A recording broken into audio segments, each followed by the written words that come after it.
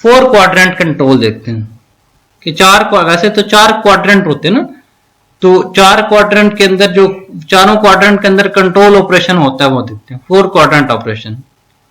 अब देखिए मोटर को एक्सेलरेशन और डी एक्सेलरेशन दोनों में इस्तेमाल किया जाता है। एक्सेलरेशन का मतलब क्या, स्पीड पकड़ रही है ना, तो जब मोटर को पॉजिटिव टॉर्क प्रोड्यूस किया जाता है तो वो एक्सेलरेट होती है फॉरवर्ड डायरेक्शन में, तो स्पीड उसकी क्या होती है, पॉजिटिव होती है ना, स्पीड बढ़ना शुरू हो जाती है।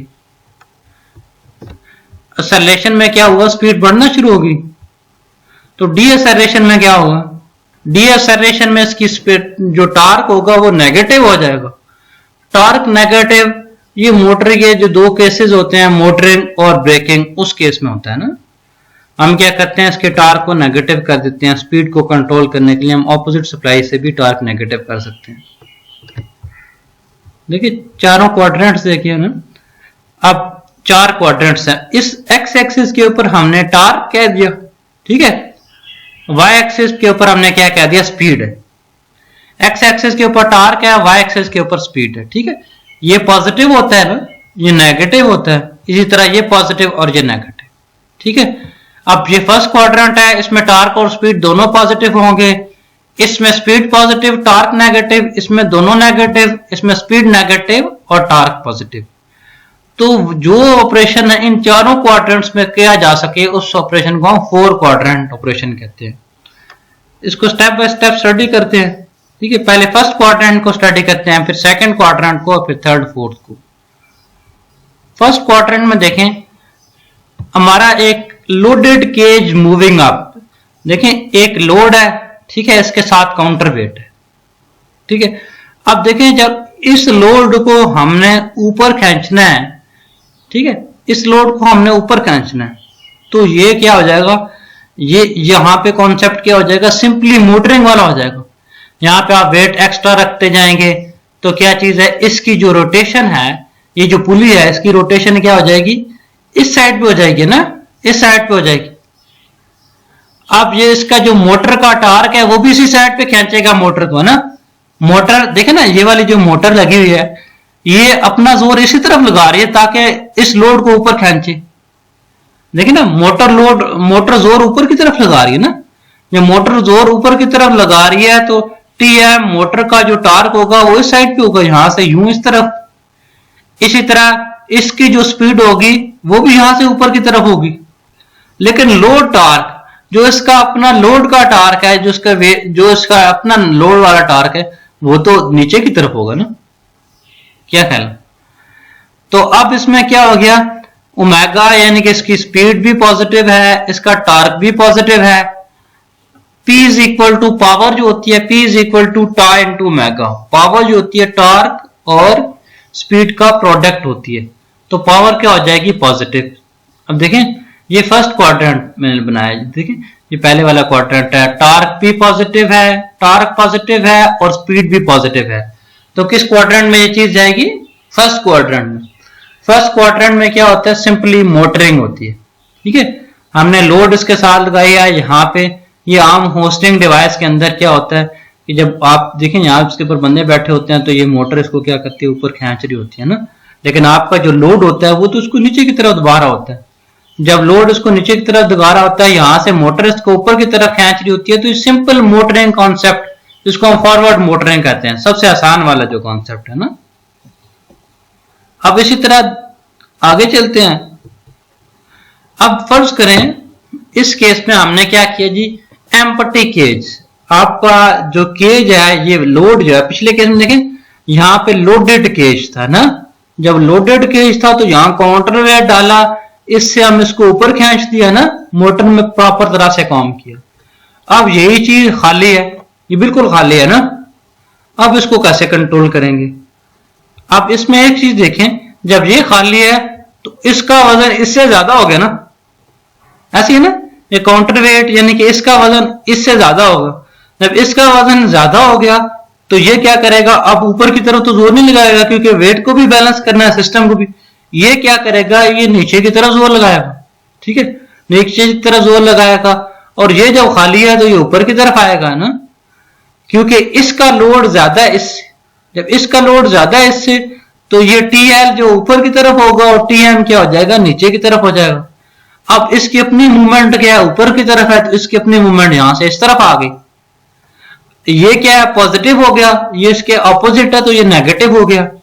जब स्पीड पॉजिटिव है, टॉर्क नेगेटिव है, तो कौन सा क्वाड्रेंट आता है, देखें ऊपर चले जाए। स्पीड पॉजिटिव है, स्पीड पॉजिटिव फर्स्ट या सेकंड, ठीक है। जब स्पीड पॉजिटिव है, टॉर्क नेगेटिव है, तो वो कौन सा आ गया, सेकंड क्वाड्रेंट, ठीक है। पिछले केस में स्पीड भी पॉजिटिव थी, टॉर्क भी पॉजिटिव था, तो फर्स्ट क्वाड्रेंट आ गया। और स्पीड पॉजिटिव है, टॉर्क नेगेटिव है, तो सेकंड क्वाड्रेंट आ गया, ये सेकंड क्वाड्रेंट, ठीक है। इसको हमने सेकंड क्वाड्रेंट में रख दिया। अब देखें यहां पे पावर क्या है, P is equal to tau into mega, ठीक है। ये एक पॉजिटिव है, एक नेगेटिव है, तो पावर क्या हो जाएगी, negative. P is equal power negative, ये गलत लिखा हो यहां पे, पावर इस केस में क्या है, नेगेटिव है। जब पावर नेगेटिव है तो ये ब्रेकिंग वाला कॉन्सेप्ट है ना। ब्रेकिंग में कौन सी ब्रेकिंग है, ये फॉरवर्ड ब्रेकिंग है, ठीक है। जब स्पीड ऑफ फोर्स पॉजिटिव है तो इसकी क्या हो जाएगी, ये पावर लेगी सिस्टम से। इसी तरह थर्ड क्वाड्रेंट में चलते हैं।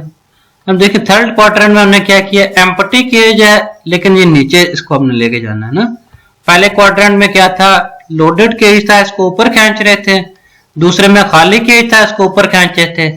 तीसरे में एम्प्टी केज होगा, इसको नीचे ले जाएंगे। और चौथे केज में लोडेड केज होगा, जिसको हम नीचे लेके जाएंगे, ठीक है। जब एम्प्टी केज है तो काउंटर वेट ज्यादा है इससे।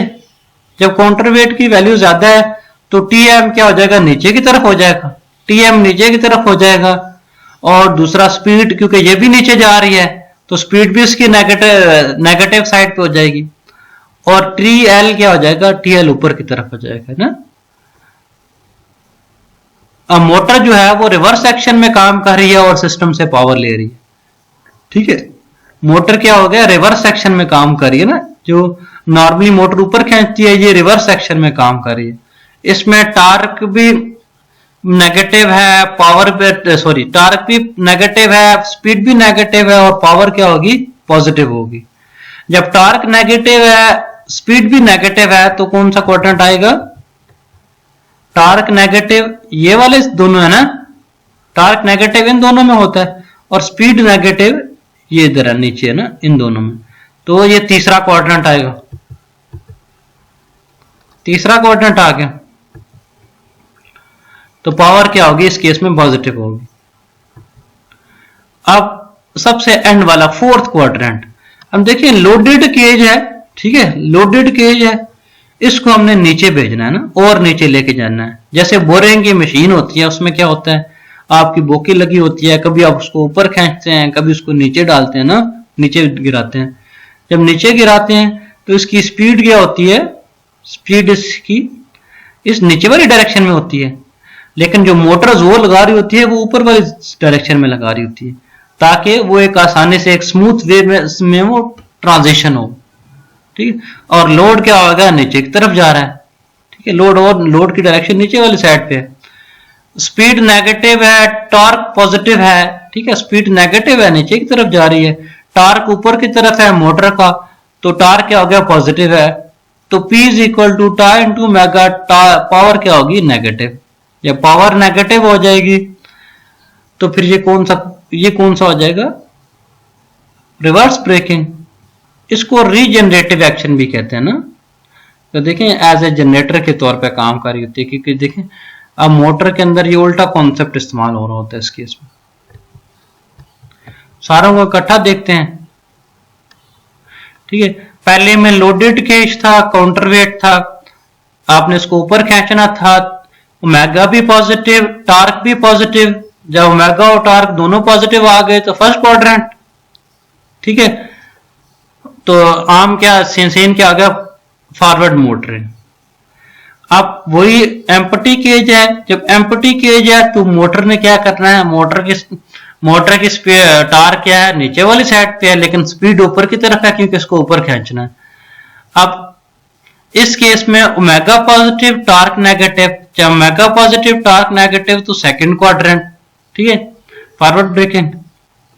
इसी तरह एम्प्टी केज है, एम्प्टी केज में क्या होगा, एम्प्टी केज को नीचे लेके जाना है, एम्प्टी केज को नीचे लेके जाना है तो ये क्या होगा, ओमेगा क्या हो गया, नेगेटिव, ओमेगा नेगेटिव। इसी तरह मोटर ने भी इसी तरह जोर लगाना है कि खाली को नीचे लेके जाना है ना, तो इसमें क्या हो जाएगा, दोनों नेगेटिव, टार्क और ओमेगा दोनों नेगेटिव, पावर पॉजिटिव।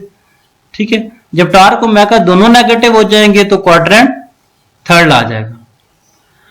इसी तरह लोडेड केज को नीचे लेके जाना है, लोडेड केज को नीचे लेके जाना तो इसकी ओमेगा नीचे की तरफ जा रहा है ना, और टार्क ये मोटर जो है ऊपर की तरफ जोर लगाएगी। देखिए ना, ये लोडेड है ना, लोडेड के लिए तो नीचे नहीं इसको दबाएगी, इसका मोटर का लोड क्या हो जाएगा, इसको स्पेसिफिक एक ऑर्गेनाइज्ड वे में लेके जाने के लिए ये ऊपर ही जोर लगाएगी, लेकिन थोड़ा लगाएगी। तो एक ओमेगा जो है इस केस में नेगेटिव है, टॉर्क पॉजिटिव है, तो ये फोर्थ क्वाड्रेंट आ जाएगा। इस तरह हम 4 क्वाड्रेंट से कंट्रोल कर सकते हैं। ये पहला और तीसरा मोटरिंग रीजन होता है, दूसरा और चौथा रीजनरेटिंग रीजन होता है। ठीक है, ये पॉजिटिव मोटरिंग, नेगेटिव मोटरिंग, या फॉरवर्ड और रिवर्स कहते हैं, ये फॉरवर्ड और रिवर्स, पॉजिटिव या नेगेटिव कहते हैं इसको ना। रोटेशन टार्क, पहले में टार्क भी पॉजिटिव होता है, रोटेशन भी पॉजिटिव होती है, दूसरे में रोटेशन पॉजिटिव, टार्क नेगेटिव, तीसरे में क्या हो गया, रोटेशन नेगेटिव, टार्क भी नेगेटिव, चौथे में रोटेशन नेगेटिव और टार्क पॉजिटिव। ठीक है,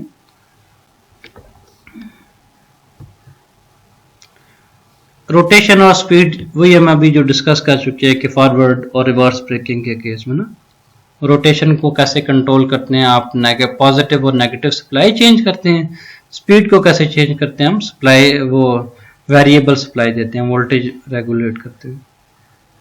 पहले क्वाड्रेंट में फॉरवर्ड मोटरिंग होती है, ठीक है, दूसरे क्वाड्रेंट में फॉरवर्ड ब्रेकिंग होती है, तीसरे क्वाड्रेंट में रिवर्स मोटरिंग होती है, और तीसरे क्वाड्रेंट में रिवर्स मोटरिंग, और चौथे क्वाड्रेंट में, तीसरे में रिवर्स ब्रेकिंग और चौथे में रिवर्स मोटरिंग।